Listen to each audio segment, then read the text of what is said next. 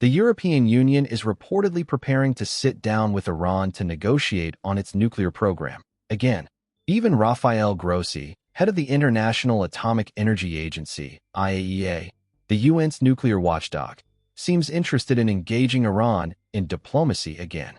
Iran's regime, not surprisingly, appears more than happy to accept these overtures.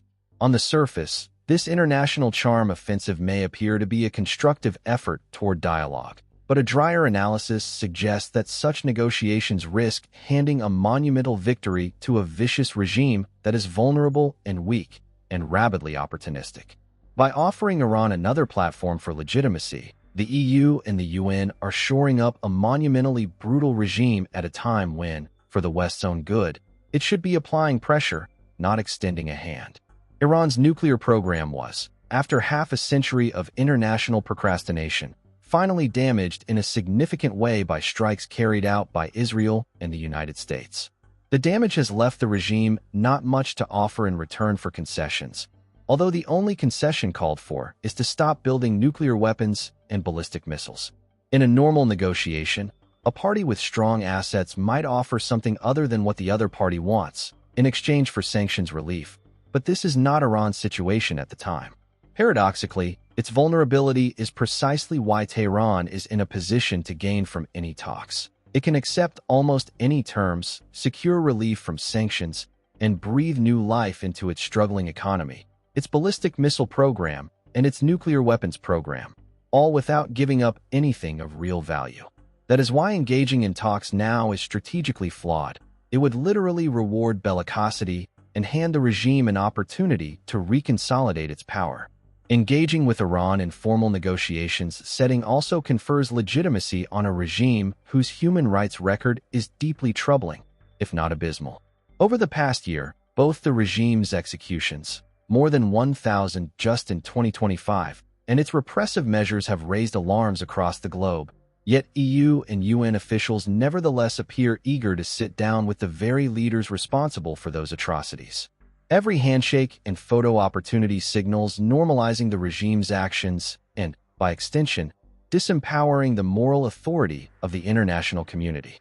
The West would be empowering hardline factions, boosting the morale of Iran's military and paramilitary forces, and sending a message that ruthless repression is acceptable, so long as Iran will sit down to talk and buy itself more time. The 2015 Joint Comprehensive Plan of Action, nuclear deal, negotiated under the Obama administration and European powers, was intended to curb Iran's nuclear ambitions in exchange for sanctions relief. On paper, it was a diplomatic triumph. In practice, the economic and political empowerment resulting from the deal allowed Iran to expand its influence across the Middle East and support terrorist groups and militias that destabilized the region, culminating with the Hamas invasion of Israel on October 7, 2023. Rewarding the Iranian regime with international legitimacy and economic relief reinforces its aggression. It does not restrain it.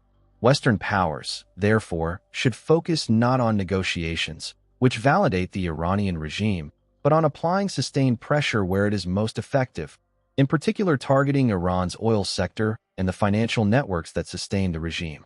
These measures would limit Iran's ability to fund its nuclear program, ballistic missile production, and network of proxy terrorist groups and militias. At the same time, there should be a push for a total, extremely verifiable dismantlement of its nuclear and missile programs and full cooperation with international inspectors.